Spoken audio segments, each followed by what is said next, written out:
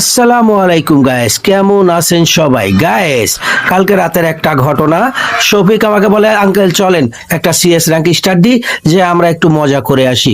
ওর কথা মতো ঠিকই আমরা একটা সিএস র্যাঙ্ক স্টার্ট দিয়ে মজা করতে যেয়ে যে ঘটনাটা ঘটেছে, এই ঘটনাটা চোখে দেখেন।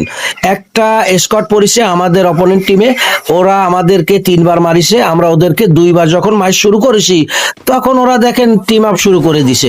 শফিক বলে কি, আঙ্কেল হয়তো বা ভালোবাসার নিদর্শন স্বরূপ আমাদের সাথে টিম আপ করতেছে, ওদের সাথে টিম আপ করে আমরা ওদেরকে ভুইয়া দিয়ে দেবো। মাই গড, এগুলা যে আসলে নুবরাজ জাত, এটা কিন্তু আমাদের জানা ছিল না।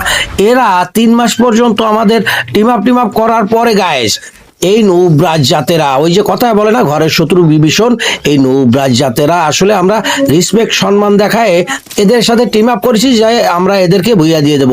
কিন্তু 3 নম্বর মেসেজ যাইয়ে গাইস, কি বলবো আপনাদের, এই নৌব্রাজ জাতেরা আমরা আমাদেরকে সে ডবল ভিক্টর দিয়ে মানে সাইবে সুইবে মাইরে দিছে।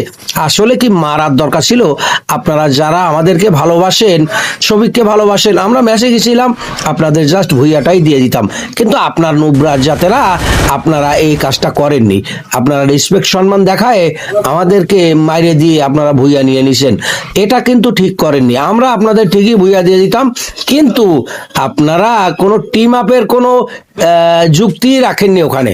আপনারা নুবরাজ জাতেরা যারা এই ভিডিওটা দেখবেন, অবশ্যই কমেন্ট বক্সে জানা যাবেন কোন কোন নুবরাজ জাতে এই ম্যাচটা ছিলেন। My god, see you not for mind, have relax. My god.